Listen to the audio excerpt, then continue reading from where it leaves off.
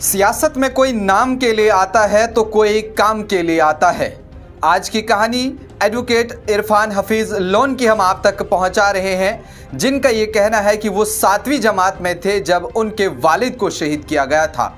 अब उनकी ज़िंदगी का मकसद सिर्फ और सिर्फ गरीब लोगों की खिदमत करना और उन लोगों की आवाज़ ऐवान बाला तक पहुंचाना जिनकी बात कोई सुन ना रहा हो। ऐसे में इरफान हफीज लोन की आपने अभी तक कई कहानियां सुनी होंगी या उनसे आप वाकिफ भी होंगे।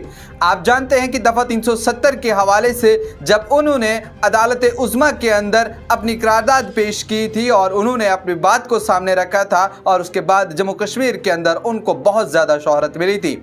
ऐसे में इरफान हफीज लोन, जिन्होंने इससे पहले इलेक्शन लड़ा था जब वो डीडीसी मेंबर बने थे और उसके अलावा वो इंडिपेंडेंट थे अभी तक, लेकिन अब उन्हें अलायंस कैंडिडेट के तौर पर कांग्रेस ने टिकट दिया और इस समय वो इलेक्शन लड़ रहे हैं। और आप जानते हैं कि लोगों का शाना बशाना उन्हें साथ मिल रहा है।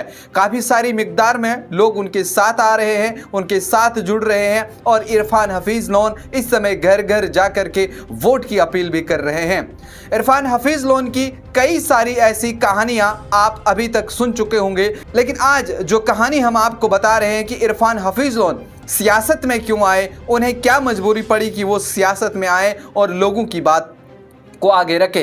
ऐसे में जब मैंने पहले ही जिक्र किया कि कोई लोग सियासत में नाम के लिए आते हैं तो कोई काम के लिए आते हैं। इनके साथ जब हमने बातचीत की, इन्होंने कहा कि ये इंतखाब जो है ये इस गरीब आवाम के लिए है। उनके पास एक मौका मिला है कि वो अपने किसी नुमाइंदे को चुने जो उनकी आवाज़ उठाए, और मैं चाहता हूँ कि मैं इनकी आवाज़ बनूँ और जिस तरह से लोग मुझ पर भरोसा कर रहे हैं मैं इनके भरोसे को कभी ना तोड़ूँ। उन्होंने कहा कि इस वक्त देखा जा रहा है कई सारे लोगों को हमेशा नज़रअंदाज किया गया है और उनकी आवाज़ कभी नहीं सुनी गई है।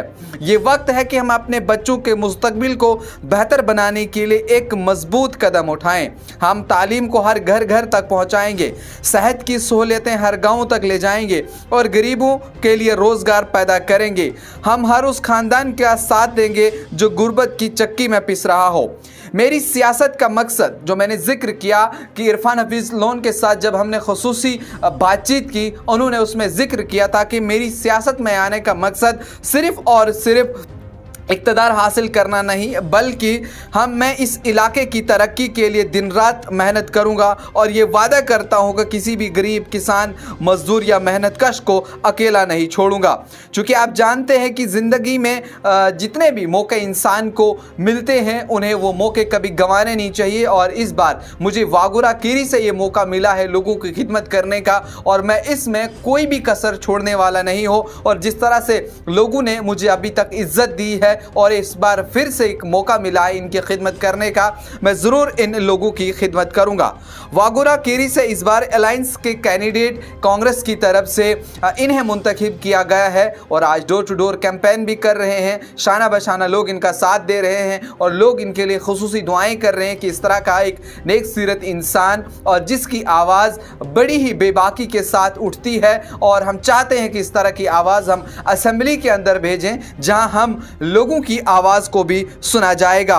और इसके बाद उन्होंने कहा कि अगर इरफान हफीज लोन वाकई असेंबली के अंदर पहुंचते हैं, वो यहाँ से कामयाब होते हैं, तो इलाके में ज़रूर तामीर और तरक्की के जो काम हैं वो आगे चलेंगे। आगे हम और भी आपको मिलवाते रहेंगे। इरफान हफीज लोन के साथ भी एक खुसूसी इंटरव्यू होगा, उनसे भी बातचीत करेंगे। आपका इरफान हफीज लोन को लेकर के क्या कुछ कहना है कमेंट सेक्शन में ज़रूर बताइए।